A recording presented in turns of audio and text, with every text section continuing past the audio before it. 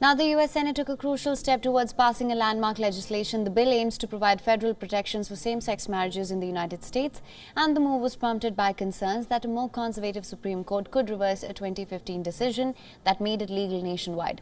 As 12 Republicans joined Democrats to advance the Respect for Marriage Act, the bill crossed the threshold of minimum 60 votes required to limit debate before a final vote on its passage. The 62 to 37 votes came only days after the midterm elections, in which Democrats retained control of the Senate but lost the House to Republicans. The House of Representatives passed a similar bill in July with the support of 47 Republicans and all of the chamber's Democrats. The current bill, if passed, would serve as a legal backstop against any future Supreme Court action, as it requires the federal government to recognize any marriage that was legal in the state that it was performed. However, it would not block states from banning same-sex or interracial marriages if the Supreme Court allows them to do so.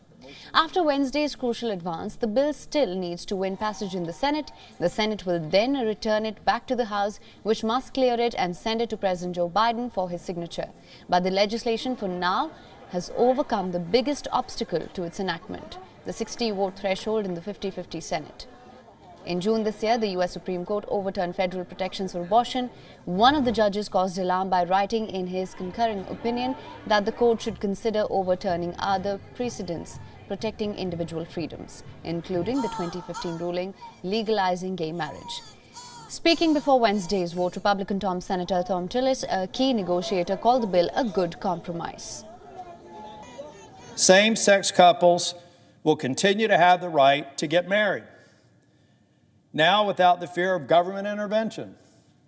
And churches and religious organizations will continue to operate and worship free from government interference. Now, Senate Majority Leader Chuck Schumer called the move a truly bold step before sharing a personal connect.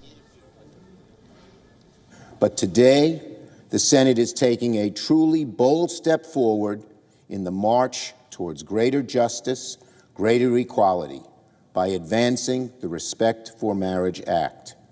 It's a simple, narrowly tailored, but exceedingly important piece of legislation that will do so much good for so many Americans. It will make our country a better, fairer place to live. Passing this bill is as personal as it gets for many of us in this chamber. President Joe Biden applauded the vote. He said it sent a strong message that Republicans and Democrats can work together to secure the fundamental rights of Americans to marry the person that they love.